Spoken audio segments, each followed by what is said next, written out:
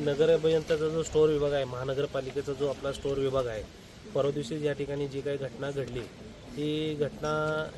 आम्ही जे कोण काय त्या ह्याच्यात होतं त्याला पहिला सर्वप्रथम आम्ही त्या ठिकाणी गुन्हा दाखल करा म्हणून या ठिकाणी सांगितलं आहे आणि सिटी इंजिनियर असतील, अतिरिक्त आयुक्त कारंजी साहेब असतील आणि आयुक्त साहेब यांना या ठिकाणी आम्ही फोनद्वारे आणि समक्ष या ठिकाणी भेट देऊन आम्ही सांगितलं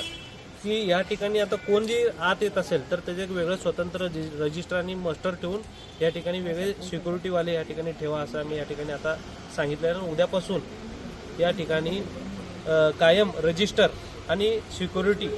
गार्ड या ठिकाणी उपस्थित राहून त्यांचे जे कोण आतमध्ये येतील, भले ते महानगरपालिकेचे कर्मचारी असतील, त्यांच्या आतमध्ये एंट्री होत असताना या ठिकाणी त्यांची ज्याप्रमाणे आपण कंपनीला हे करतो काय आहे, हे स्टोअर महानगरपालिकेचं असल्यामुळं सकाळ सकाळी जे काही कामं असतात महानगरपालिकेचीच गाडी असतात त्यामुळे ते ये जा करत असतात. पण आता तसं न होता कुठली गाडी कधी बाहेर पडते आणि कुठली गाडी कधी आतमध्ये येते ह्याचं या ठिकाणी रजिस्टर मेंटेन केलं जाईल आणि कोण कर्मचारी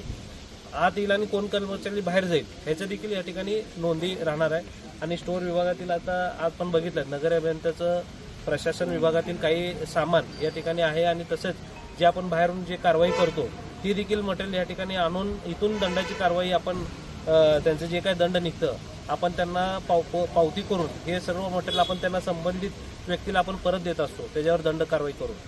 मग हे असं बाकीचे आता जी परवा जी घटना घडली ती परत असं घडू नये या ठिकाणी आपण व्हिजिट करून आम्ही या ठिकाणी आता आदेश दिलेले आहेत.